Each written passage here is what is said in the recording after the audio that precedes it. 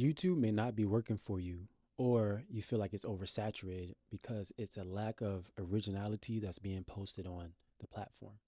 Now, we have a whole bunch of creatives and a whole bunch of skill based educational performers that come onto the platform, but it seems like we're going far away from originality and creativity into copycatting, pretty much, for a lack of a better phrase.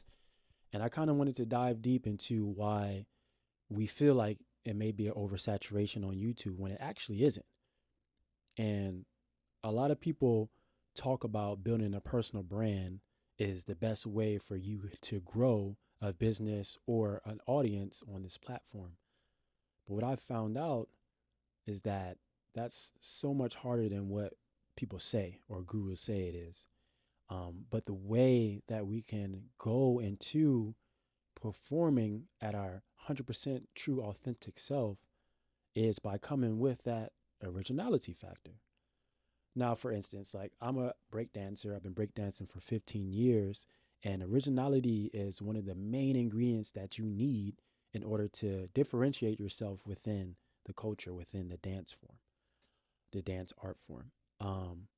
And there's a whole foundational types of movements and categories that you can consume as a dancer, learn from those things, and then eventually apply your own persona to those foundational moves that you gather.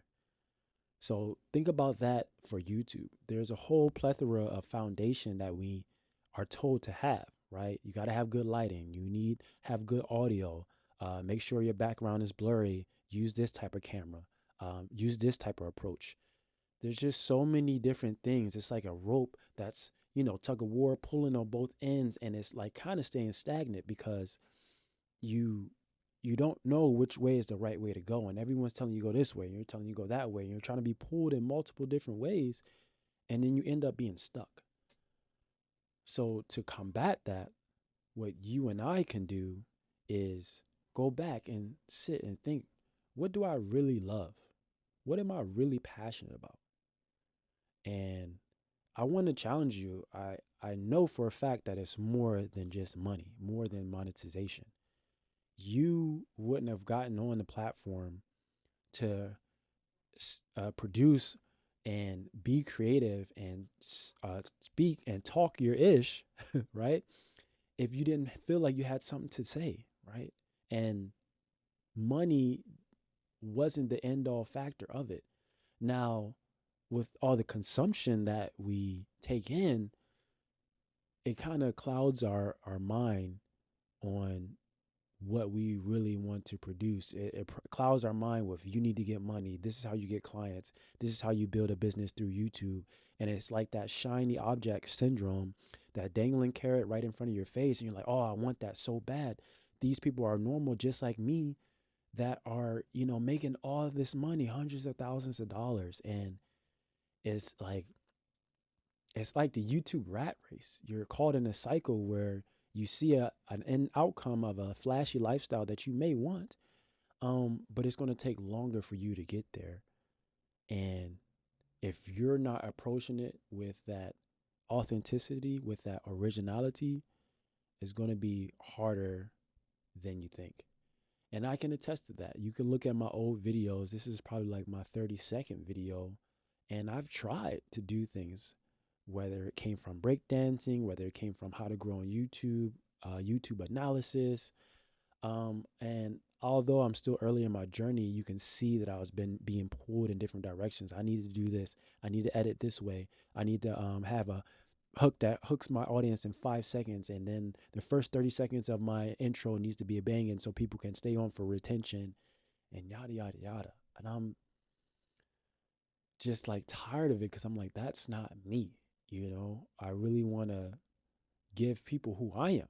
And I think that's what people resonate with. I mean, and if they don't, that's okay, right? Because now I'm not coming on the platform thinking about what someone else wants me to do. Now I'm thinking about what I want to do. And a perfect example of this is Emma Chamberlain. And you heard people say it all the time. And she had her own strategy. But like this one video I watched, it was about, oh, you totally caught me making split pea soup or something.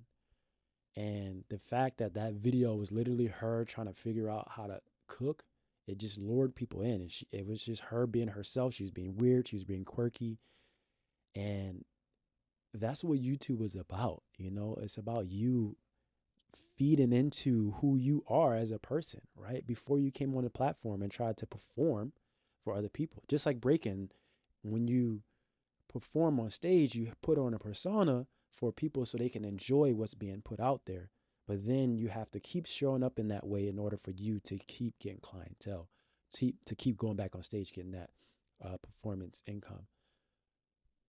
But this is a platform where it's literally no strings attached to what you can produce. So if you're a multifaceted person, a multi artistic and creator like, have so many different ideas type of person like me, then you don't want to be tied down into that box, like, or that niche that's been going around. Um, Dan Cole said a couple years ago, "You are the niche," and I agree with that in a sense.